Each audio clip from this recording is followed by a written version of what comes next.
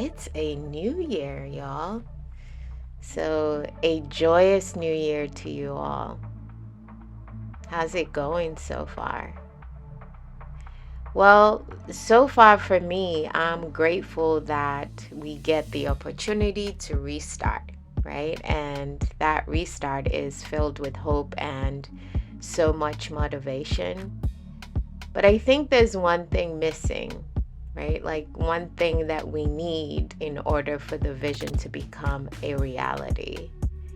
And I didn't realize how much I lacked this one thing.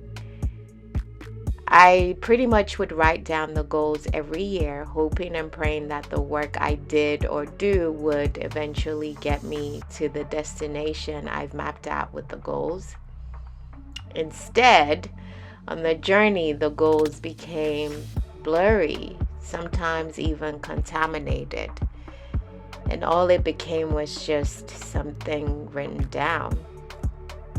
The thing is, the goals got contaminated with comparison, with self-condemnation, self-doubt, self-sabotaging, and the list goes on and on. The truth was, I was aimlessly doing life, even with goals. And so in this starting over season, pruning season that I've found myself in, I find myself embracing that one thing I was missing, being intentional. I think on some level I've been intentional, like with my friends, my family, and maybe sometimes the men I've dated. Not that I've dated that much, but I think there were one or two I shouldn't have made room for in my heart. But you know that saying, you live and you learn, and I have. I've learned to invite the mindset of intentionality into everything I do, into every decision, into every plan. So, what exactly does that look like? It looks like me writing down the micro. The micro is, how do I intend to make this vision a reality? Like, I want to touch, feel this reality before my time expires.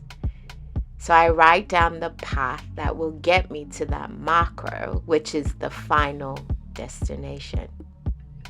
And that includes asking, why do I want this for myself?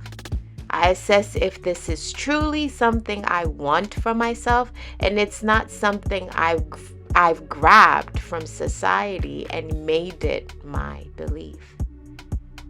See, asking these questions and truly being honest with the source of where the goals are flowing from, it stops me from falling into the trap of comparison. Oh, and that list that has the type of man or woman you want to marry, I rewrote mine this year. And comparing it to the previous one I had, this one seems more detailed because I'm writing it from a place of intentionality. So, what do we do now that we've got the intentionality mindset? We pray over it. Remember, God told Habakkuk in chapter 2 to write down the vision, and he who reads it will run with it. Because the reality is that the vision will not be a reality unless God breathes life into it. So when you pray over your vision for starting over or anything, keeping in mind that God told Habakkuk that it might not happen right away. That vision you have for your life might not happen today, but hold on to it, because at the right time, it will happen. So don't hold it so close to your chest that you get disappointed. Trust me, the past 3 years have taught me to just keep grinding on my part and let God do his thing. I'm learning to not hold all my desires so close to my chest, but just hold it with open hands while trusting God with it. Believe me, it will hurt a lot less when you do that. You need to start viewing the work of your intentionality as the good you're sowing into your future, and you will get the reward at the right time. The vision will be accomplished.